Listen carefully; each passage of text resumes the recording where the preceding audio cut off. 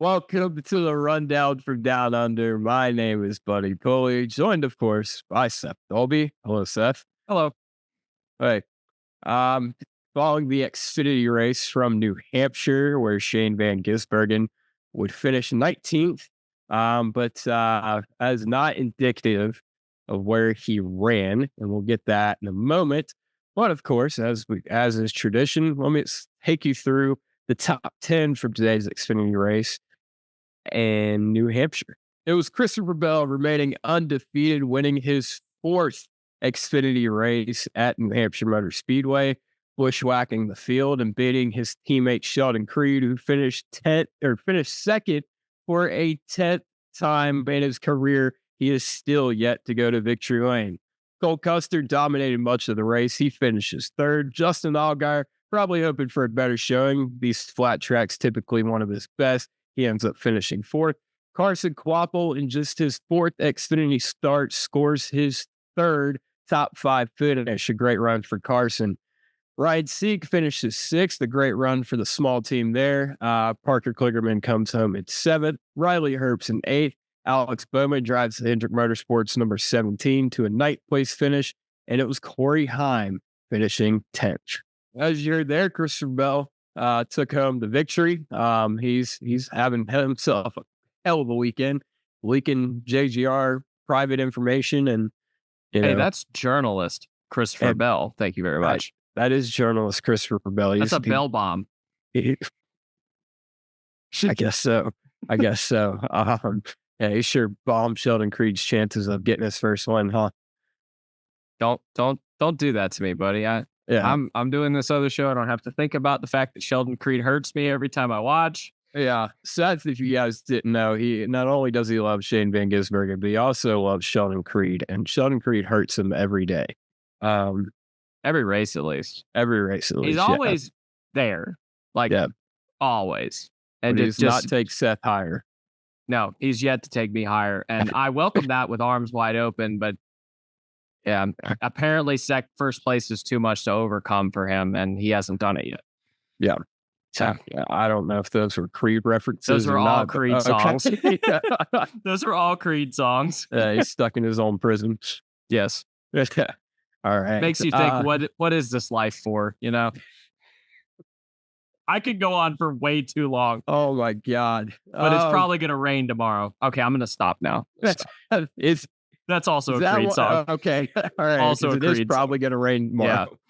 Yeah. Sheldon Creed disappoints Seth. Shane Van Gisbergen slightly disappointed. Well, Shane did not disappoint me.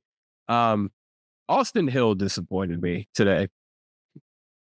No, how? Explain. I was setting you up. Oh, okay. Because, well, I'll get there. But, okay. The only thing that Austin Hill does that disappoints me is when he wins. So a day like today where he runs mid and then wrecks is exactly what I want to see. So obligatory, fuck Austin Hill. Yeah, but Shane ran into him. And Shane, I believe, this is tentative. I cannot recall. Sorry, I am getting over COVID, so my memory's fuzzy. Is that a known side effect of COVID? I do not recall, but I'm pretty sure he was 13th before this. It's gonna be. For the sake of my narrative, I think he was 13th when Austin Hill spun out and Shane unfortunately ran into him, costing him spots. That may not be true. I know he was 13th at some point. Do not remember if it was before or after that. But leading up to it, Shane, I mean, he drove a respectable race, as he always fucking does. This was a track. I thought it would be like Phoenix. I thought he could finish top 10, and he was on par for that. And I think the restarts hurt him there. I mean, Shane's. I think part of his biggest issue on the ovals has been restarts.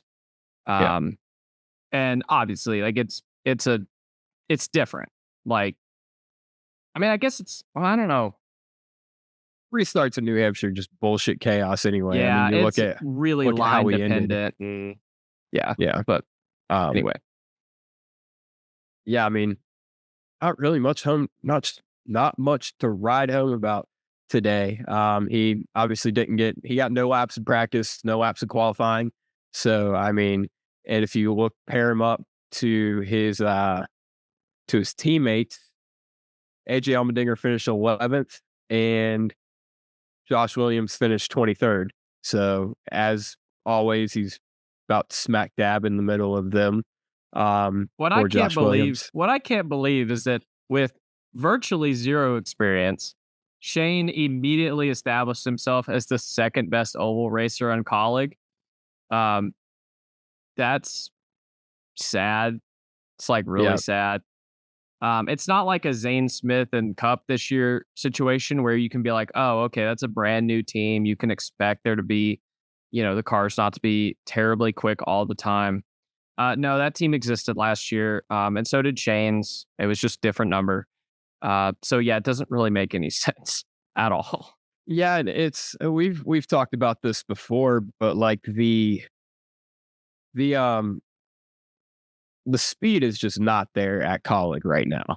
Like, I mean, I don't know if they talked to AJ before the race or it was a piece they did during the race, but he was talking about it. He's like, man, we have just been bad this year.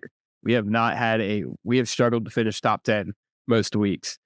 And I think that's, like, I mean, we say it every week. That just speaks to just how good Shane is because he's putting it in the top 20 every single week. So, I mean, just another solid day that, I think this is the first day where Shane has really been bit at the end of it, if you want to put it that way. I mean, typically these races that go kind of crazy at the end, he's gained spots. So that's kind of what I was thinking when I was thinking back to Phoenix, as I thought that, obviously that's how he got to the spot he was in. He was running kind of the same spot, top 13, 15, and all those cautions happened, and he got up to 6th. That's what I was kind of my thinking going into this weekend was, if things went awry, he would be able to make things happen, but that wasn't the case. Yeah, and like I said, a lot of these, especially at New Hampshire, a lot of it's really line sensitive, and you don't want to give up a bunch of spots to go to the top. And even if you do get the top, sometimes they check up. I mean, you even saw it at the front on the last restart. Christopher Bell, who just went 4 for 4 and has a cup win there, he didn't get a great restart on the bottom, and then just due to the fact that the other guys, didn't quite have the corners that the way it played out worked out for him. But I mean, he didn't really get a good restart. So yeah, and also Shane was out of tires at the end too. That didn't help him. Yeah. And we saw there was, especially the heat cycles on the tires. I mean, that definitely had a, caution after caution, Haley Deegan after Haley Deegan wrecking. That definitely did not help his cause at all. So he was Haley Deegan is the Austin Hill of the back of the field.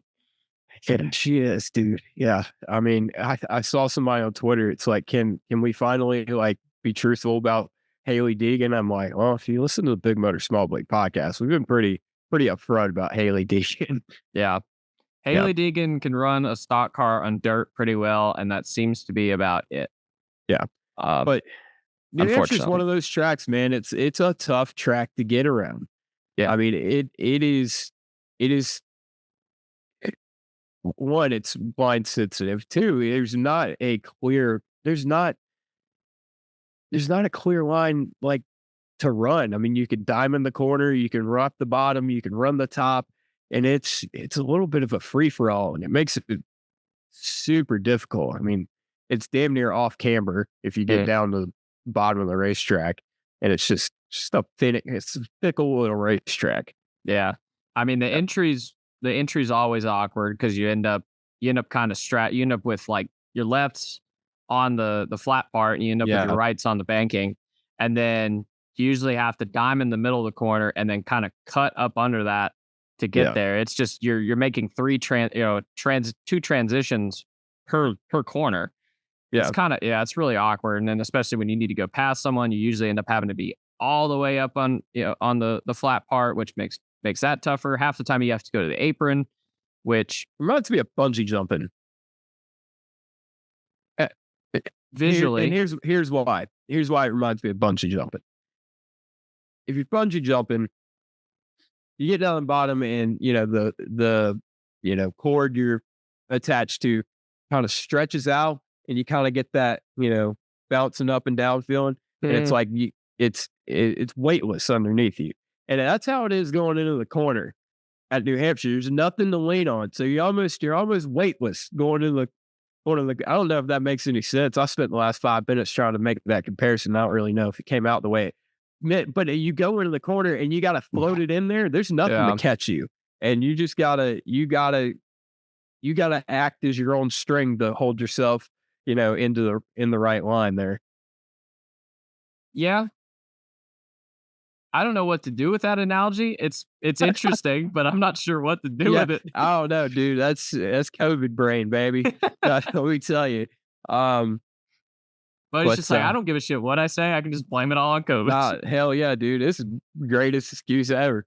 Yeah, I'll let you guys know, man. I was laying up on my couch for 3 days, fighting for my life. Not really, but we'll we'll paint that picture. But yeah, I was thinking all about Shane. That's all I was thinking about. It's just like, man, I gotta get healthy, man, because I gotta go see Shane. You gotta go see Shane in Chicago here in a couple weeks. Like, that's all. That's all. I can't die on this couch. God, Wait till you get home from Chicago, then it don't that's matter. right. That plane could go down for all. Anyway, Oh, all Jesus. right. So yeah, that's. I think that's all we got for New Hampshire. We know this is a rather short rundown from down under, but I mean, there's honestly not much to write home about. New Hampshire's one of them tracks. It kind of comes and goes, and then we kind of forget about it till it comes back next year. Yeah, that's a pretty accurate way of putting it. Yeah, let us know what you guys thought. Thought about the What? race in the Thank comments you. below. Yes, thank you very much. And let me know what you guys' favorite lobster dish is down there in Australia and New Zealand. I'm a big fan of lobster myself.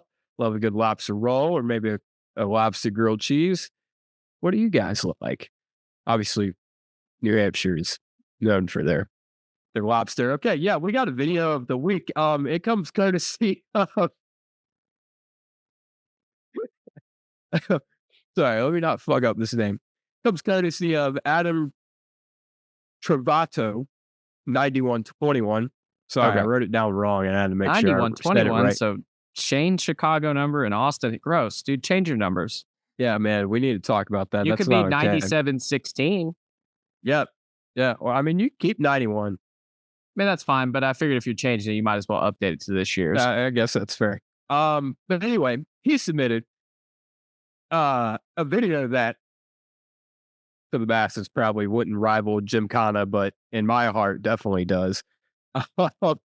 It's Shane Van Gisbergen drifting a custom Holden Commodore supercar around I don't know what racetrack at night, and it was nothing short of badass. You could ask Seth. We watched it on this call, and my jaw hit the fucking floor. Yeah, that looked. You know how when You know race what car that looked drivers, like? That what looked do you- hard. yeah, yeah, you know how race car drivers do some shit sometimes, and I'm like, that guy made that kind of look easy. I know it's not, but he kind of made it look easy. Shane made it No. look hard, but he did it. It looked like he did it easily, but he made it look hard. I Yeah. don't think that makes any sense, but that's how I'm gonna go with it. No, But- I mean, dude, I said this a couple weeks ago. I was like, the second these drivers stop, the second these drivers cease to amaze me, it's the second I should stop watching racing.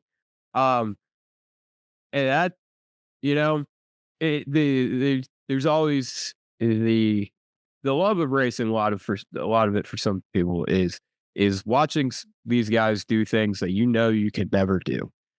And there are some times where I look at things like what Austin Hill does on a weekly basis and think, put me in a mid RCR car, I could probably do that. While that's probably not true, Dude, I couldn't. yeah, I'm gonna be humble about this. I don't think I could do that. You don't think you could just jump in and run 10th in an Xfinity car? No, I don't think I could fucking drift around that fucking racetrack, is what I'm saying. I could definitely do whatever the fuck Austin Hill does. No, you couldn't. Yeah, I probably couldn't. I mean, but for the anyway, no, you could do what Haley Deegan is doing, though. You could definitely do that. I don't have tits, so I couldn't. Well, that's accurate. Oh God, yeah, not with that attitude, boy. Come on now. It's 2024. Yeah, I get that. I mean, the truth is the truth. That's right. We probably shouldn't say it like that, but the truth is the truth. Should not, and that's not true because she's like, she does have some talent. She's proved it before. She's just having her a rough time. Like I said, she's really good in a stock like car on dirt. She's really, really good at that. Yeah. Anyway, back to the video of the week. Yeah, no, like I said, I will be humble about this. I don't think I could probably do that. Because my name's not Shane Gisbergen and I'm not the greatest race car driver in the fucking world. I'll put it like that. Because just add that to the fucking thing. He he's doing very sufficient on ovals right now. He obviously kicks our nutsacks in on road courses in a NASCAR stock car. He does what he does in V8 supercars. You know, he's pretty good in a GT car. And now, I mean, the motherfucker can drift. And he can win in a fucking sprint car.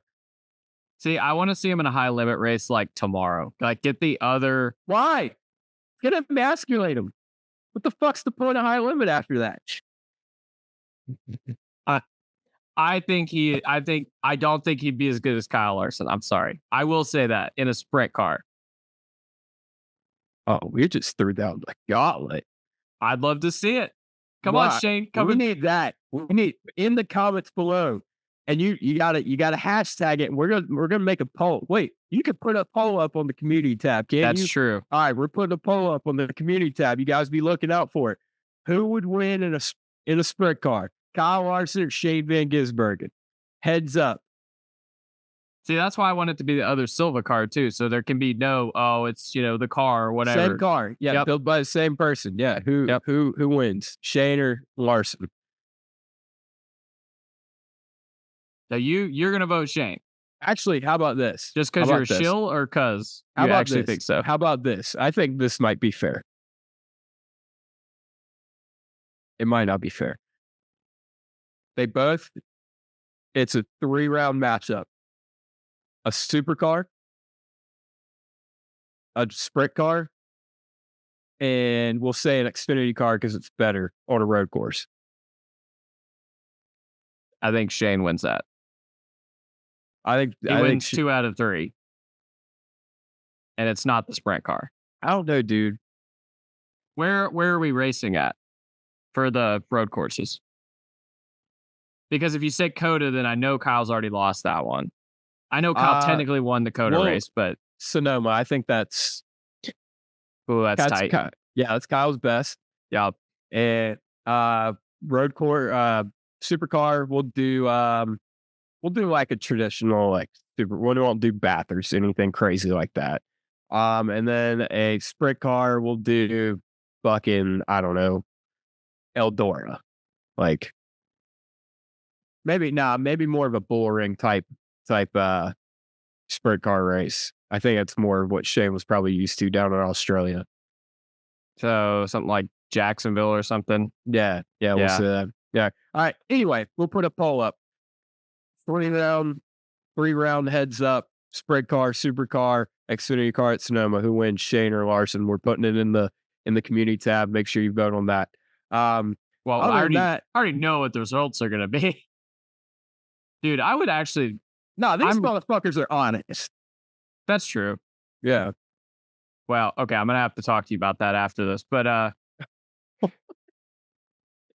Anyway, I'm really looking forward to next year. I'm assuming Shane will be full-time in the Cup Series, and we'll get to see him run a Cup race at Sonoma. Hopefully Kyle's, on it like he was this year. That's going to be a really good race. Yeah. That's going to be great. Yeah. But yeah, that's pretty much all we got for the rundown from Down Under. Make sure if you have a video of the week that you would like to submit, please feel free to submit it. Thank you to Adam Travato 9121 for submitting the video for this week.